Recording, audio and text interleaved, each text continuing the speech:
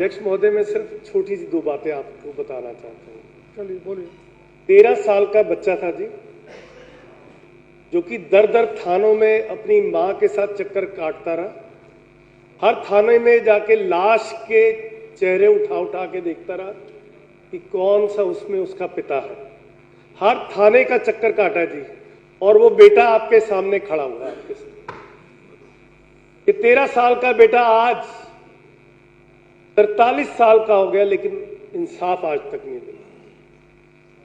आप आज मेरी 72 साल की मां से जाके पूछिए, कैसे हर थाने में जाके एक एक लाश का चेहरा उठा के देखा था।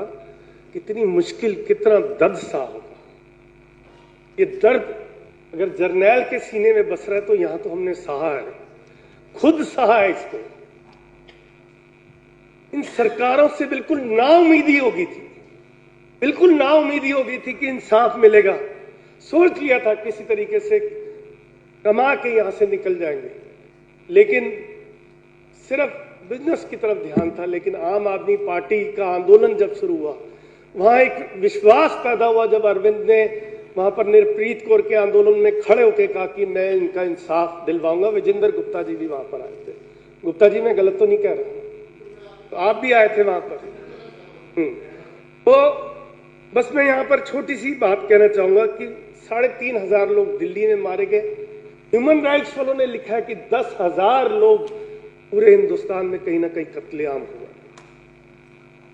पुलिस ने भी कुछ नहीं किया। कांग्रेस के नेता जिनका नाम है जगदीश टाइटलर, सज्जन कुमार, धरमदास शास्त्री, HKL भगत, कुछ तो अपनी मौत खुद मर गए, और कुछ जिनको सलाखों के पीछे भेजा जा सकता था या फांसी पे चढ़ाया जा सकता था, उनको बिल्कुल क्लीन चिट दी गई। ये एक तरह से इंसाफ का कत्लेआम है। ये इंसाफ का हमने साथ में कत्लेआम किया। कहीं ना कहीं कांग्रेस और बीजेपी दोनों मिलके किसी न किसी की तरह हाथ मिला के वो करे 2002 में तुम हमें छोड़ दो, 1984 में हम तुम्हें छोड़ देंगे। ये कहीं ना कहीं इस तरीके के हाथ मिलाए जा रहे हैं। SIT अरविंद केजरीवाल जी ने बनाई, हम लोग इतना इनका शुक्राना किया, लेकिन देखते देखते मोदी जी ने भी बनाई, लेकिन उसमें आज तक वो एक कागज लिखा गया, 3 आदमियों की नियुक्ति की हुई है, वो भी अपने घर बैठे हुए हैं। आज तक कोई प्रोएक्टिव अप्रोच नहीं है, लथार्जिकनेस है टोटल। अनिल जी, ये विषय बहुत गंभीर है, इस पर टिप्पणी मत करिए प्लीज।